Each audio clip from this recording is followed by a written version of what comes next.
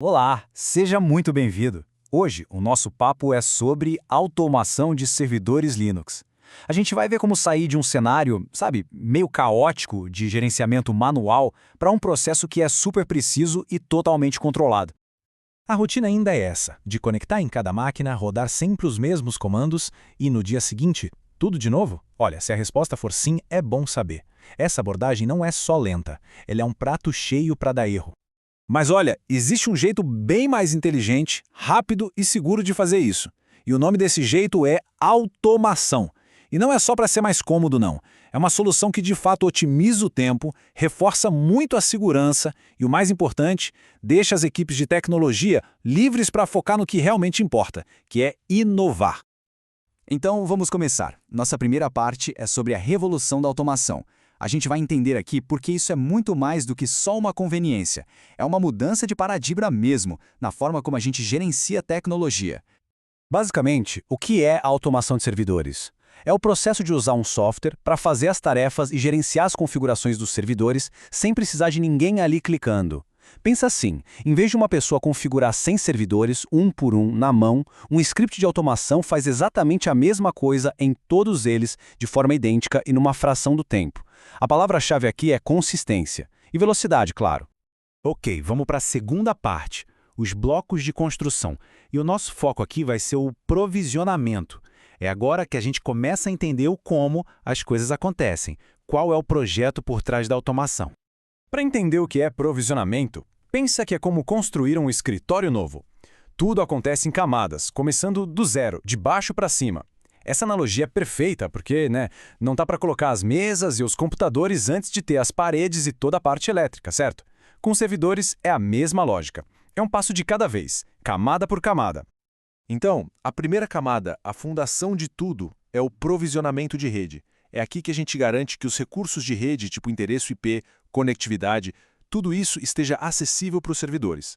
Voltando para a nossa analogia do escritório, isso é como preparar o terreno e instalar a infraestrutura de água, luz, internet, antes mesmo de subir a primeira parede. Sem rede, o servidor é uma ilha, não fala com ninguém.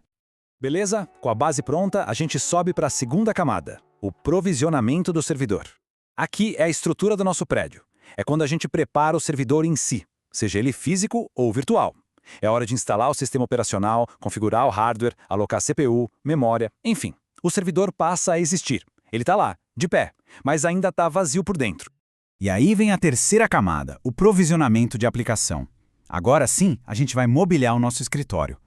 É a etapa que torna o servidor útil de verdade. A gente instala, configura e atualiza os softwares que ele precisa para rodar. Seja um servidor web, um banco de dados, o que for.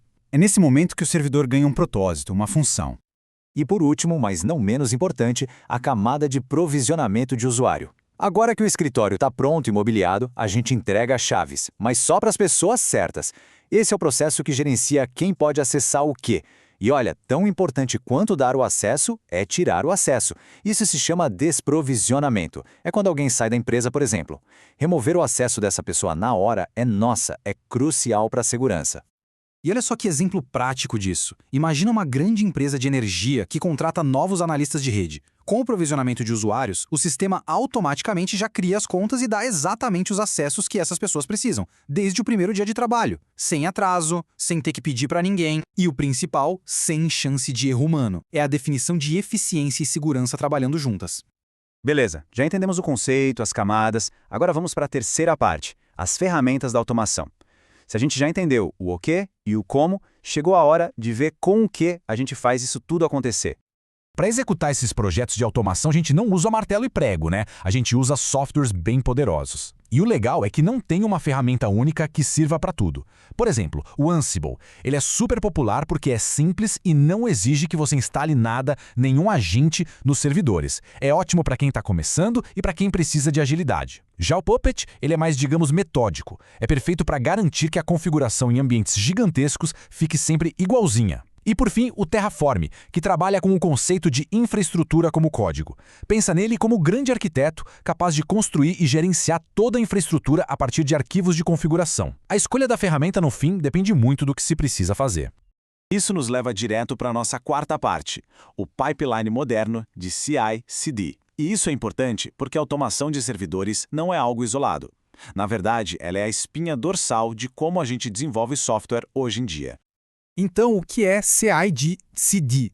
A sigla significa integração contínua e entrega contínua. É basicamente um método para automatizar todo o ciclo de vida do desenvolvimento de software. O objetivo é permitir que novas versões e funcionalidades cheguem aos usuários de forma muito frequente, confiável e eficiente. E o motor que faz tudo isso girar, adivinha só, é a automação. Olha só como funciona na prática. Primeiro passo, uma pessoa desenvolvedora envia o código novo. Passo 2, um sistema automatizado já pega esse código e faz o que a gente chama de build. Ele constrói o programa. Terceiro passo, uma bateria de testes automatizados é executada. E, se tudo der certo, passo 4, a nova versão é implantada automaticamente nos servidores. Esse ciclo todo pode levar só alguns minutos. E o mais incrível, sem ninguém precisar intervir manualmente. E falarem de forma segura é o gancho perfeito para a nossa quinta e última sessão, segurança em um mundo automatizado. Porque, de verdade, um dos maiores ganhos que a automação traz é, sem dúvida nenhuma, o reforço na segurança. E aqui a gente entra num conceito fundamental hoje em dia, o DevSecOps. É uma evolução do DevOps. A ideia é que a segurança não pode ser algo que a gente só olha lá no final, sabe? Como se fosse uma etapa isolada. Não, a segurança tem que ser integrada em cada momento do processo, desde o comecinho. É uma responsabilidade compartilhada. E a automação é a chave para que isso aconteça de verdade. E quais são os ganhos práticos de segurança com a automação? Bom, primeiro, configurações consistentes. Isso elimina o erro humano, que é uma das maiores causas de brechas. Segundo, desprovisionamento rápido. Lembra que a gente falou disso? Um funcionário saiu, o acesso dele é revogado na hora. E terceiro, verificações de segurança agendadas. Dá para automatizar scans regulares que procuram vulnerabilidades usando ferramentas simples do próprio Linux, como os cron jobs. Então, para a gente fechar e amarrar tudo o que vimos, quais são os pontos principais? Primeiro, a automação pega o gerenciamento de servidores, que era uma tarefa manual, e transforma num processo controlado e super eficiente. Segundo, o provisionamento é o nosso projeto, aquele plano de múltiplas camadas para construir os servidores de forma automática. E terceiro, a automação é a base, a espinha dorsal tanto da entrega de software moderna, com CI/CD, quanto da segurança, com DevSecOps. E para a gente terminar, fica uma provocação. Uma pergunta para a gente pensar. Se a automação está cada vez mais cuidando das tarefas repetitivas, o que sobra para nós? Qual vai ser a próxima fronteira para a criatividade humana na tecnologia? A resposta para isso, com certeza, vai definir o nosso futuro. Valeu por acompanhar esta análise.